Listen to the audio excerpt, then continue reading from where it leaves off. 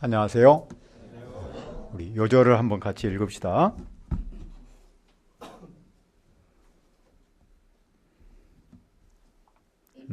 시작. 누구든지 여호와의 성물에 대하여 부지 중에 범죄하였으면 여호와께 속건제를 드리되 내가 지정한 가치를 따라 성소의 세겔로 몇 세겔은 은혜 상당한 흠없는 순양을 양떼 중에서 끌어다가 속건제로 드려서 기도하겠습니다. 하나님 아버지, 이 시간에 속건제에 대해서 배우길 원합니다. 이 말씀이 오늘 우리가 살아가는 데 필요한 방향이 될 수 있도록 은총을 내려 주옵소서. 성령님께서 이 예배 가운데 함께하여 주옵소서. 예수님의 이름으로 기도합니다. 아멘.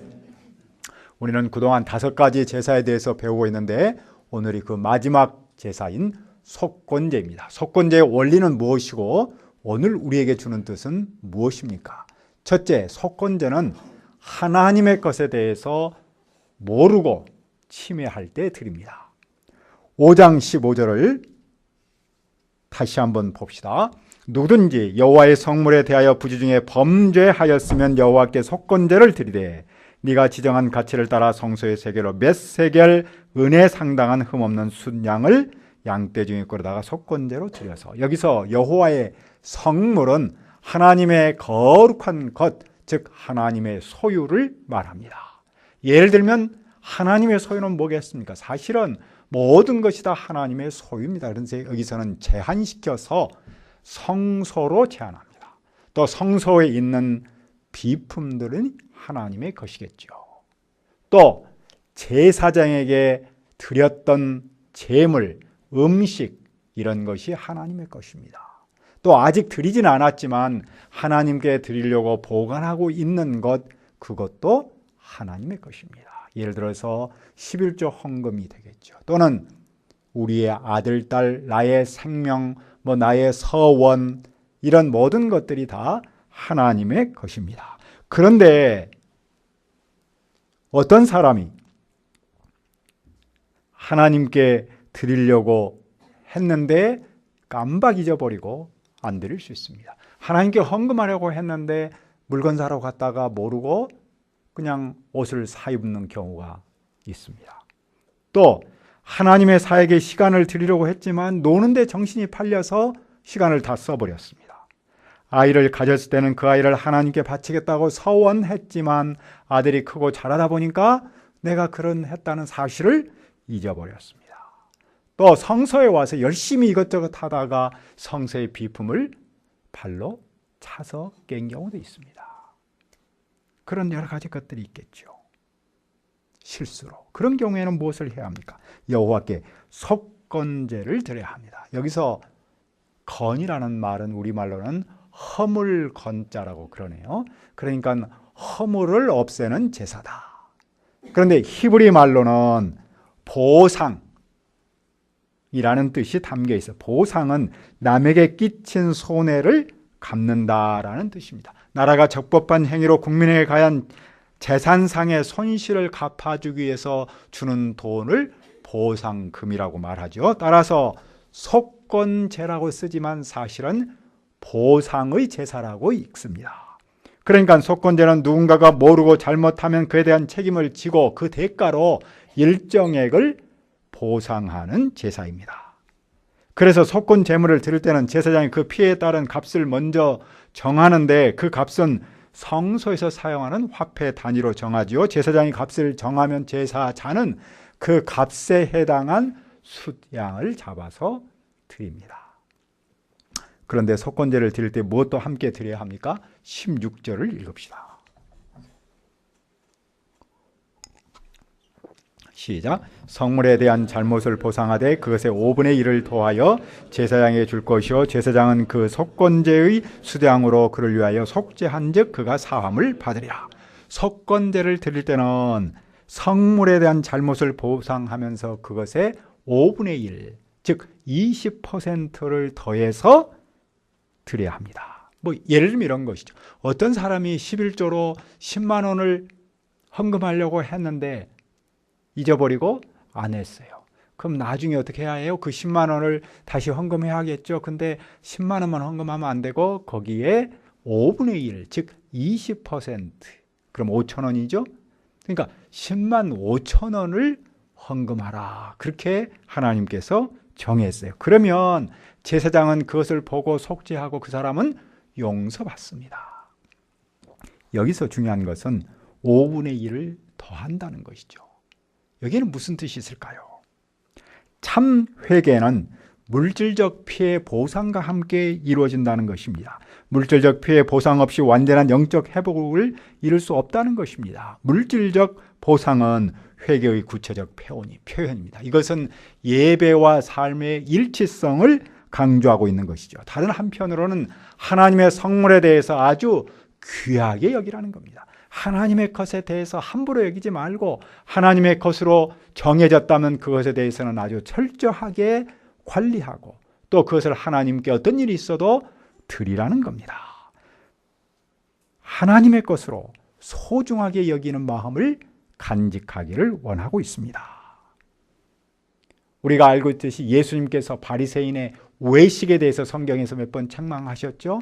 그 대표적인 것 중에 하나가 코르반입니다. 코르반은 하나님께 드리는 제사라는 뜻인데 이것이 와전돼서 변질돼서 하나님께 드림이 되었다라고 말만 하고 부모에게도 드리지 않을 때 사용했던 단어죠.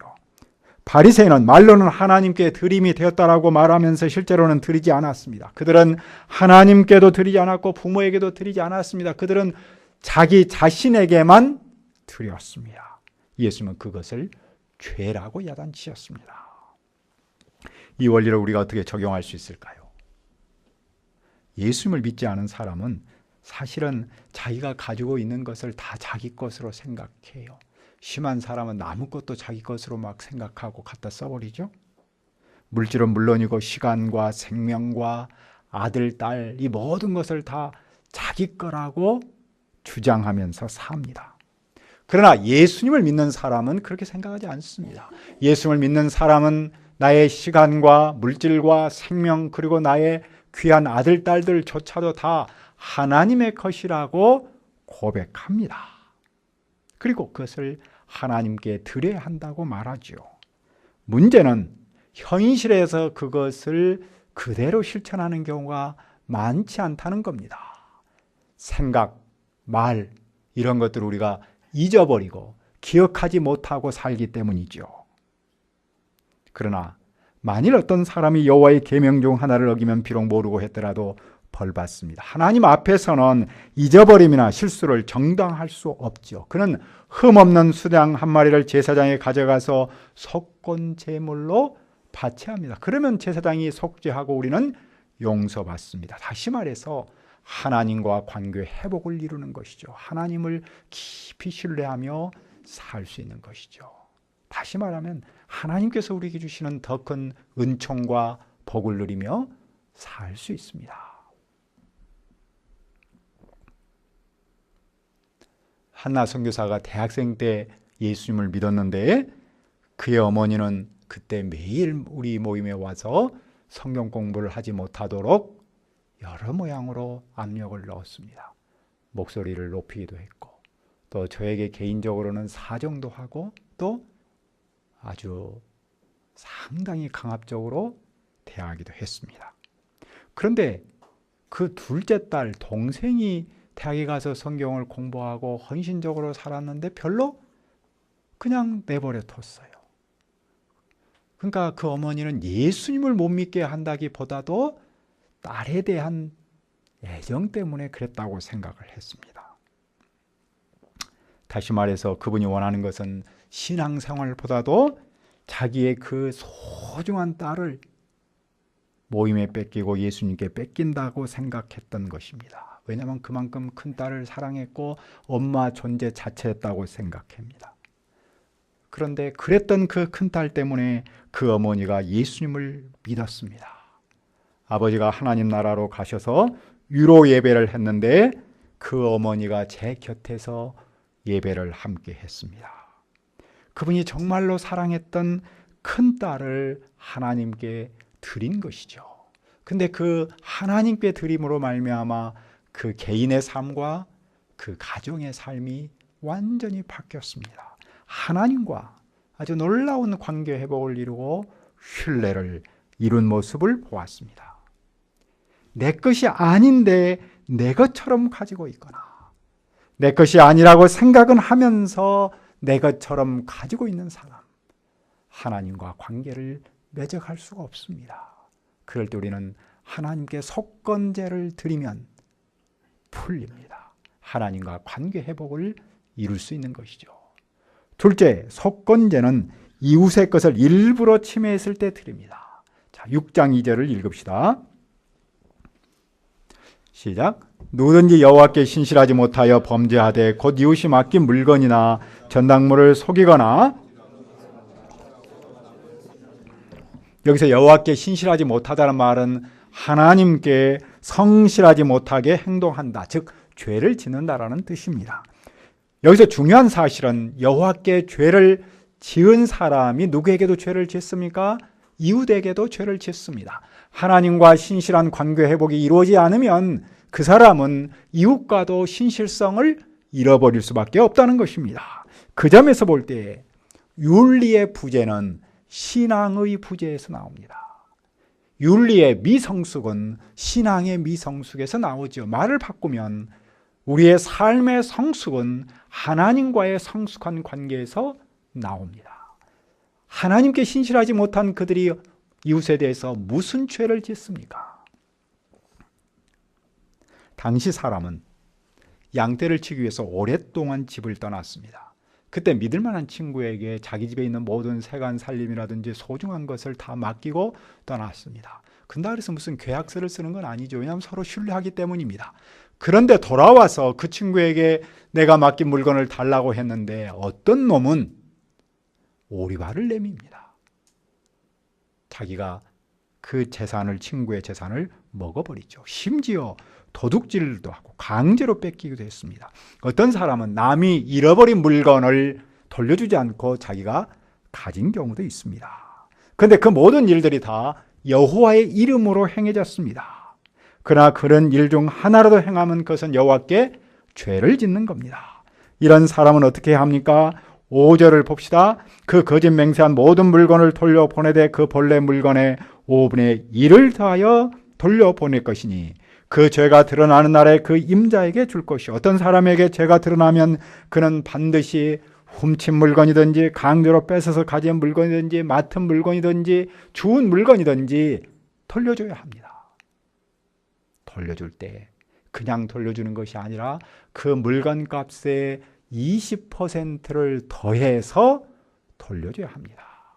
그것이 하나님께서 원하시는 속건제입니다.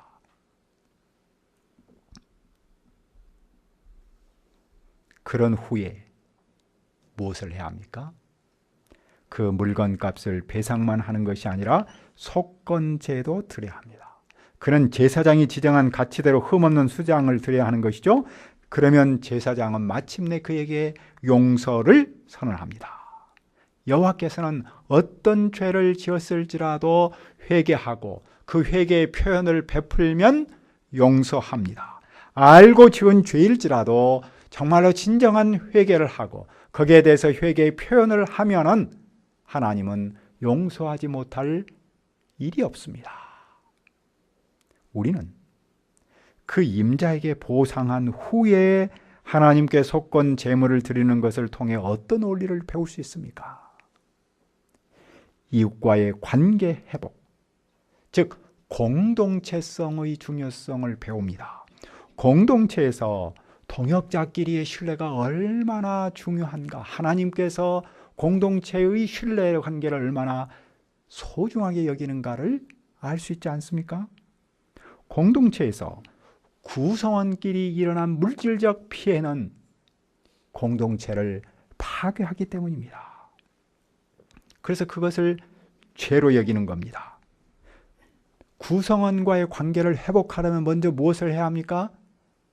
내가 구성원에게 피해를 준 것에 대해서 배상을 해야 합니다. 그런 후에 하나님께 나아가서 용서를 구해야 합니다. 사람에게 잘못한 행동은 여호와께도 신실하지 못한 행동이기 때문이다. 여호와께 신실하지 못해서 사람에게 잘못한 겁니다. 여호와께 신실하려면 먼저 동역자에게 신실해야 합니다. 동역자에게 신실하면 하나님께도 당연히 신실하죠. 우리는 그런 예를 어디서 찾을 수 있습니까? 예수님 당시 삭개오라는 세관장이 있었죠. 그런 부정한 돈을 모았습니다. 그가 예수님을 만나고 회개합니다. 그런데 그가 그냥 주님 내가 회개합니다. 잘못했습니다라고 말만 해도 대단한 일이었습니다. 그런데 그는 무엇을 했어요? 그는 예수님께 이렇게 고백하죠. 내가 다른 사람으로부터 정말로 잘못 돈을 뺏었다면 4배로 갚겠습니다. 그리고 내 소유의 절반을 가난한 사람에게 주겠습니다. 그는 죄를 회개했을 뿐만 아니라 물질의 보상까지 약속했습니다. 그는 주님과 사람에 대한 의무를 똑같이 실천한 거였죠. 후에 예수님도 이렇게 말씀하셨습니다. 만일 네가 제단에 예물을 드리려고 할 때 너희가 원한을 품고 있는 형제 자매가 생각나면 그 예물을 제단 앞에 두고 먼저 그를 찾아가 회개하고 나서 돌아와서 예물을 드려라.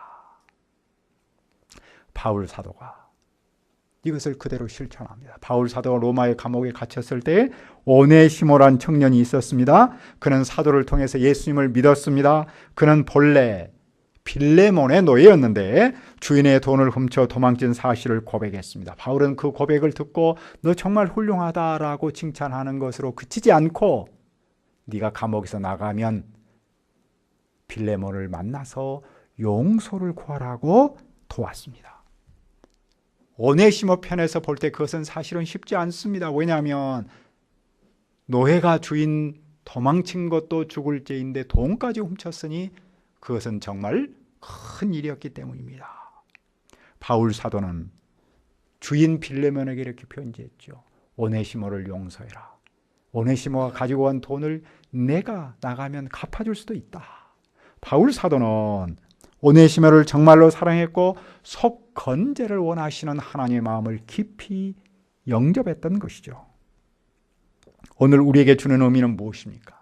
내가 공동체 안에서 누군가에게 물질적 피해를 줬다면 하나님께 회개하고 당사자에게 그 금액을 보상하라는 것이겠죠. 그런데 사실 우리가 그 금액을 보상할 수 없을 때가 얼마나 많습니까? 그렇다면 돈 다 갚았겠죠.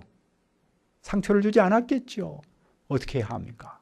그래도 물질 때문에 동역자끼리 관계성이 깨지는 것을 원하지 않습니다. 하나님은 물질 때문에 사람과의 관계가 깨지는 것을 원하지 않지요. 정말로 갚을 돈이 없다면 우선 찾아가서 먼저 화해하기를 바라십니다. 하나님께서 원하시는 것은 공동체의 신뢰관계, 공동체의 건강성에 있기 때문입니다. 하나님께서 동역자들끼리 이렇게 철저하게 재산에 대해서 이해관계에 대해서 강조하신 것은 그것 때문에 더 소중한 공동체성을 깨뜨릴까 봐 그런 것이죠. 하나님이 원하신 것은 서로에 대한 신뢰입니다. 관계성입니다. 그도 그럴 것이 동역자들끼리의 관계성이 신뢰가 탄탄하면 탄탄할수록 그 공동체의 미래는 탄탄할 수밖에 없지 않습니까? 미국 돈에는 이런 글귀가 써 있어요. 화폐에, 지폐에. In God we trust. 우리는 하나님을 신뢰합니다. 돈에다가 그걸 써놨어요. 아마도 그들이 생각할 때 하나님을 신뢰할 때 돈을 신뢰할 수 있다고 생각할 수 있었겠지요. 참 돈에는 양면성이 있어요. 참 좋은 면이 있지만 또 아주 나쁜 점이 있지 않습니까? 그래서 그 돈이 사람을 속이고 돈 때문에 사람이 상처받고 그렇죠. 그 돈의 역기능보다도 순기능을 이루려면 어떻게 합니까? 그것은 돈을 믿는 것보다도 하나님을 믿고 살려는 뜻이겠지요.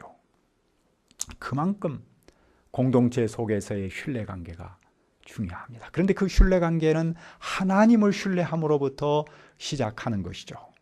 하나님을 신뢰하면 우리는 동역자를 신뢰할 수 있습니다. 그리고 동역자를 신뢰하면 또 그것은 하나님을 신뢰하는 것으로 나타날 수밖에 없고요. 그런 점에서 볼 때 하나님을 신뢰하는 것과 동역자를 신뢰하는 것은 동시적이면서 순환적 기능이라고 말할 수 있겠죠.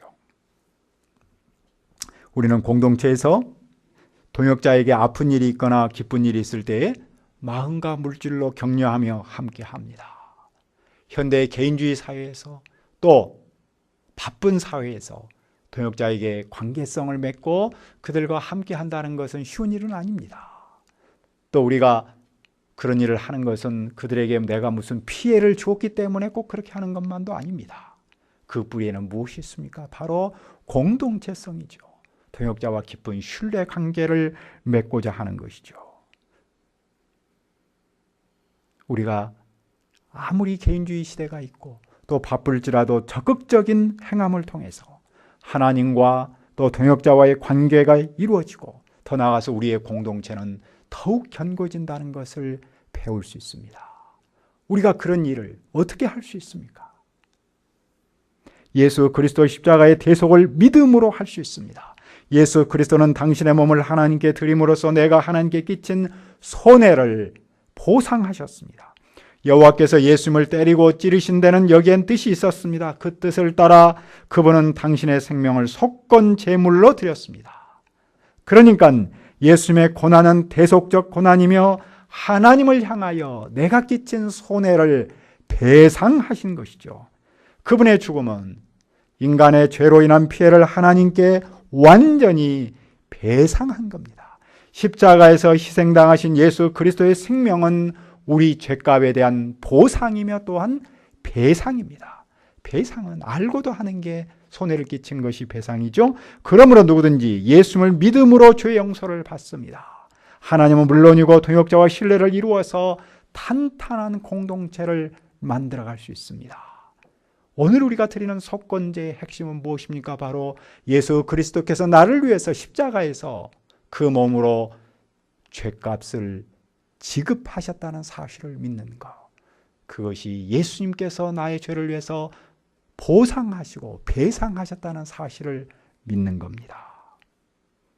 그것을 믿으면 우리가 하나님의 것과 이웃의 것을 침해하지 않겠죠. 침해했다면 주님을 믿음으로 그것을 보상하고 배상할 수 있겠죠. 우리가 이 예수님을 믿음으로써 하나님과 동역자와 더욱 신뢰를 쌓고 건강한 공동체를 이루기를 기도합니다. 은혜로우신 아버지 하나님, 예수님께서 이 땅에 오셔서 우리의 속건 제물이 되신 것을 믿고 감사합니다. 우리가 하나님의 것과 이웃의 것을 침해해서는 안 되고 침해하면 반드시 보상해야 한 줄 믿습니다. 그런데 예수님께서 나 대신 십자가에서 돌아가심으로써 그 값을 보상하셨음을 믿습니다. 우리가 그분을 믿음으로 하나님과 동역자와 더욱 신뢰를 쌓고 건강한 공동체를 만들어 가도록 축복하여 주옵소서. 예수님의 이름으로 기도합니다. 아멘.